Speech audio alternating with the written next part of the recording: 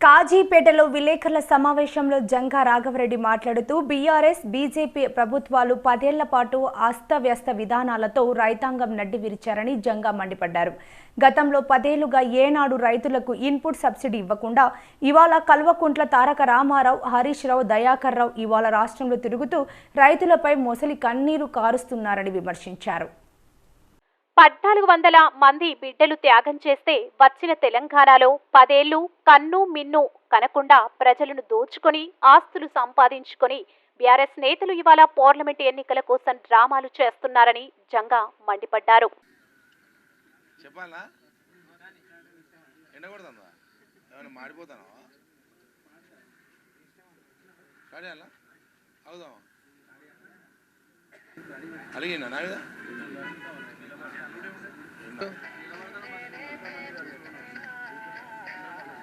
Okay, పత్రికా సోదరులకు, print and electronic పిలువగానే వచ్చినందుకు మీ అందరికీ పేరు పేరున హృదయపూర్వక నమస్కారాలు తెలియజేస్తా ఉన్నాను. ప్రజలు టీఆర్ఎస్ బీజేపీల మీద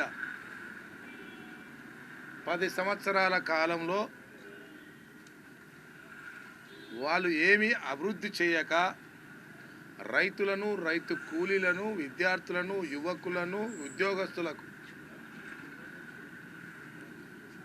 65 సంవత్సరాల ఉద్యమ కాలంలో తెలంగాణ రావాలని కోరుకొని 1400 మంది అమరులు త్యాగం చేసుకుంటే మనకున్నా లేకున్నా పెరిగేటి పిల్లలకు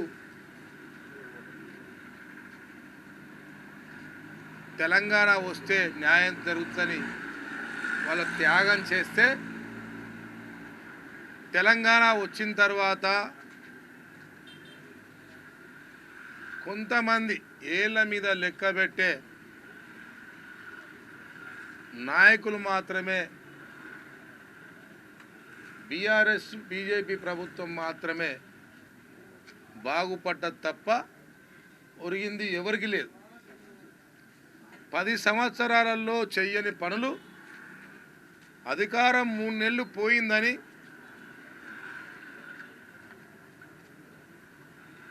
అధికారంలో రాజభోగాలు అనుభవించి తెలంగాణ సొమ్మంతా దోసుకొని పందికొక్కుల్లాగా మేసి ఆ మేత దొరుకుతలేదనే భయంతో, కక్కుర్తి బుద్ధితో ఎన్నడూ లేని విధంగా అధికారంలో ఉన్నప్పుడు ఏ సమస్యలు కూడా పట్టించుకొని నాయకులు